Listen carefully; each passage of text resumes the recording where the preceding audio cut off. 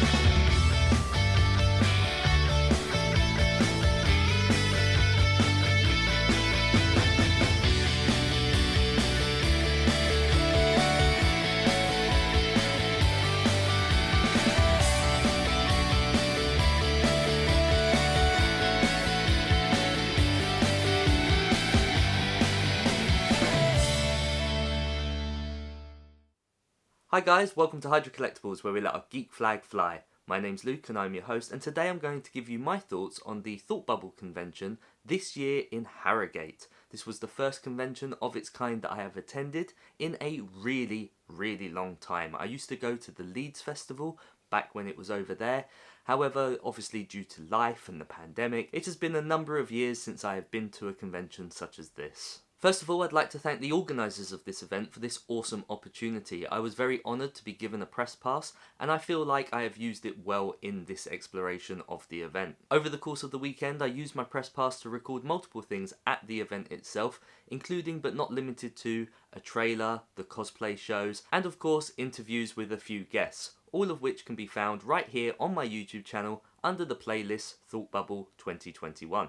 Now for me, the hardest part of this event was actually the travel. Because I no longer have a car, I had to get myself to my friend's house. My good friend Ben actually helped me out a lot over this weekend, and so I'd like to give him a nice little creditation here as my assistant cameraman. So we began our journey on Friday evening when I loaded up all of my gear and actually had to make my way over to Peterborough, where I was met by Ben, who would drive the rest of the way to Harrogate. So as you can imagine, this was a lot to carry. Not only my camera equipment, but also any books that I wish to get signed. In hindsight, I will next time see about hiring a car, or at least borrowing the car from my wife. I didn't really want to have to do that in case she needed it with the kids over the weekend. But yes, definitely in hindsight, I would take my own vehicle and start the journey from here with a fully loaded car of comics and equipment. Picking up the passes at the event was extremely easy, no problems whatsoever. Literally made a phone call, said we had arrived, got in the event early and was able to start filming right away. The staff at this event were incredibly useful and really did know their stuff. If I had any questions that I needed answered, I could just pick a random person in a Harrogate Comic Con t-shirt and they were able to tell me exactly what I needed to know. So huge props there guys, you really did have a good team. The festival itself took place in the convention centre in Harrogate, which kind of makes a lot of sense if you think about it. It was spread out across 3 different halls and it was very spacious and easy to move around, particularly with those COVID restrictions. Speaking of COVID, everyone was fantastic. Not only was everyone wearing masks, but they also checked to make sure that everyone had been double jabbed or at least passed the lateral flow test before entering the convention. The signings process actually went really well, not only at the main signing booth where the guests would go for a couple of hours each day, but also at the various tables where they had set up over the long weekend. As well as this awesome chance to meet some of your favourite creators, the convention also offered the chance to cosplay. That's right, like every other convention, this one in particular also offered a cheaper pass to get in should you be wearing cosplay. And with that came the Cosplay Parade. This parade was really fantastic, hosted by our very own attention-seeking geek right here in the UK that you've probably seen on this channel a number of times. Ben actually hosted this cosplay parade like no other, for this wasn't a competition. Instead, all of these participants had an equal chance in winning prizes throughout the weekend.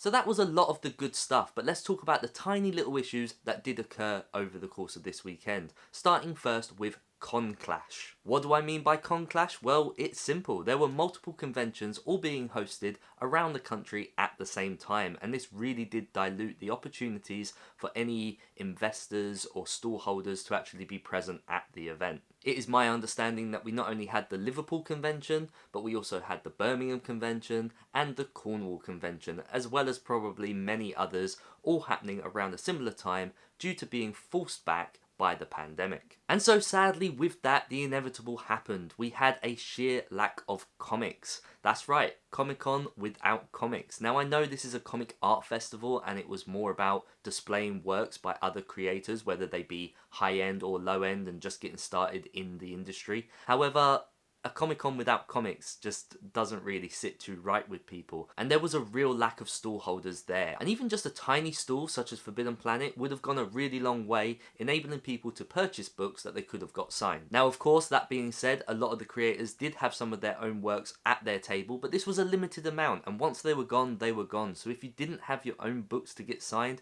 you had no real chance of getting anything. However, despite me saying that there were no comic book sellers at this event would be a slight lie, a little white lie, because there was actually one. This one in particular was of course a local comic book shop, the only comic book shop in Harrogate, known as Destination Venus. And so, after rooting through two short boxes at this particular table and purchasing a number of books, my assistant Ben and I set out to find this comic store. We set out into Harrogate Town Centre looking for this comic store that happened to be the only comic store at the event selling comics. It took us a while, but eventually we found them, and they were actually in the Everyman Cinema. That's right, this was a little comic book stall tucked away beneath the stairs at the local cinema. And yeah, it was a really nice and cozy place. Now this place wasn't huge, this place was very, very small, but there was a nice seating area for you to look through books and a couple of back issues for you to explore. I took this opportunity to support the shop even further and purchased this trade paperback of Something is Killing the Children, which I took back to the convention in order to get signed by James Tynion.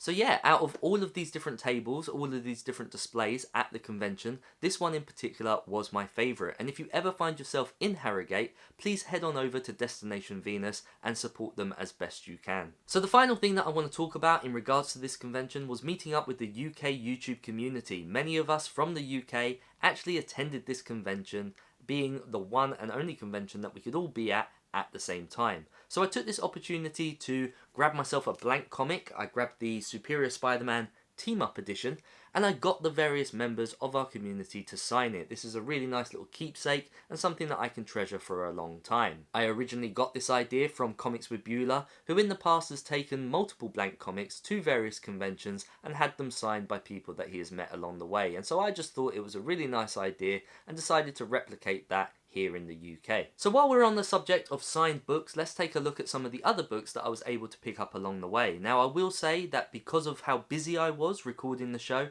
I actually got a lot less books signed than I would have liked to had I have just been there as an attendee. So as I've already mentioned, I went to that local comic book store and I picked up this trade paperback of Something is Killing the Children, and I actually got James Tynion to sign that on the interior page. I was also able to meet creator Ram V, and I would have loved to have got him to sign the new Venom book along with Al Ewing. However, unfortunately the new Venom story hadn't been released at this time. It hadn't arrived in the post. Now of course, had there have been more comic book sellers like Forbidden Planet or other, maybe I would have been able to pick one up at the show.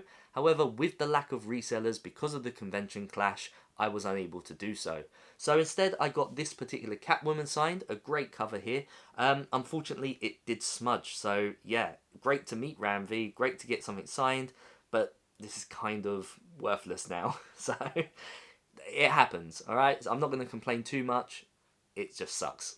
Next up, I was able to meet Star Wars artist Brockenshire, and yeah, I absolutely love this character of Jackson, as you guys well know, from my video, Don't Call Me Bucky.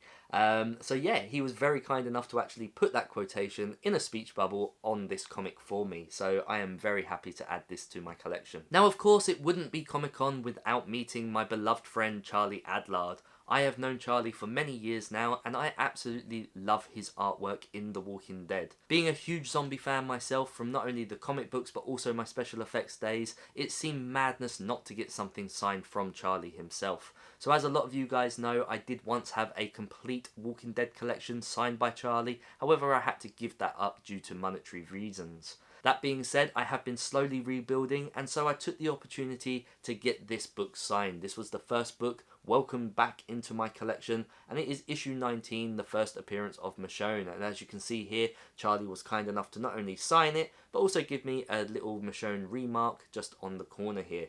So yeah, my Walking Dead collection begins again. Now, of course, one little remark from Charlie is never enough. I had to get something else, and so with a small donation to charity, I was able to get this particular blank cover sketch drawn. And as you guys may or may not know, this is actually me in zombie makeup. So Charlie redrew this picture for me on this cover and signed it to Luke at Hydra Collectables. So huge thank you to Charlie, really appreciate this.